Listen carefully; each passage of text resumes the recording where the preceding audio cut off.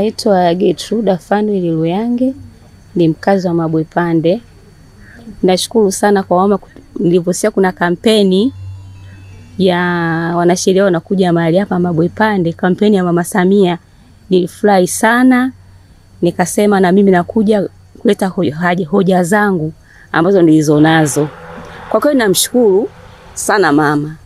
Wanasheria hapa wametupokea vizuri, wamejieleza vizuri, wametuelezea tulikuwa tujui mambo hata ya sheria wengine hapa. Kwa kweli nashukuru wametupokea vizuri. Na mimi nilikuwa nina shida ya mirathi.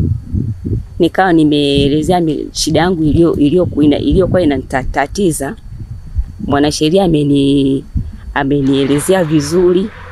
Nikawa na mimi nimemuelezea changamoto yangu. Kwa kweli ameitatua.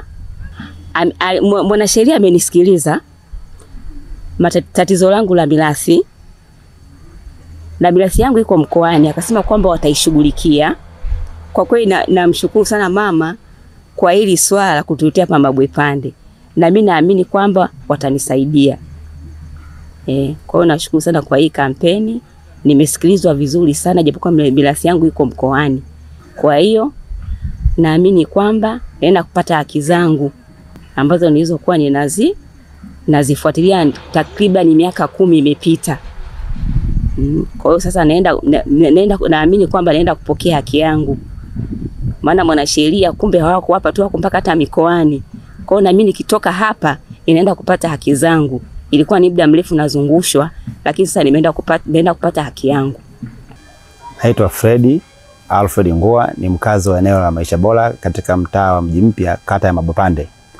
Nimekuja kwenye kliniki ya Mama Samia msaada wa kisheria kufuatilia swala ambalo la mgogoro wa shamba, eneo ambalo lilifutwa hati mwaka 2015 na likapimwa na manispaa ya Kinondoni, wakipewa masharti ya kwamba baada ya kulipima eneo hilo likabidhi kwa wananchi. Kwa hiyo tumelifuatilia kwa muda mrefu kwenda manispaa na sehemu mbalimbali, mpaka sasa ni zaidi ya miaka 10 hatuna mwafaka wa jibu letu. Kwa leo nimekuja hapa kutaka kujua hatima ya eneo letu linakuaje na hii hatima yake itakuaje mpaka leo. Hoja yangu wameipokea vizuri, wanasheria wamenipa mwongozo na maelekezo kwamba litapelekwa mahali husika na litashughulikiwa kwa muda ambao utaendelea. Kwa hiyo tunasubiri kwa hamu kuona walichokiahidi kama watalishughulikiaje, lakini ni miaka mingi imepita. Kwa nataka tuone safari hii watalishughulikiaje. Kuna imani kwamba wanaweza kulishughulikia likafika mwafaka. Ili kuwa mwanafamilia bora wa Global TV, usisahau kusubscribe, like, kushare na kucomment.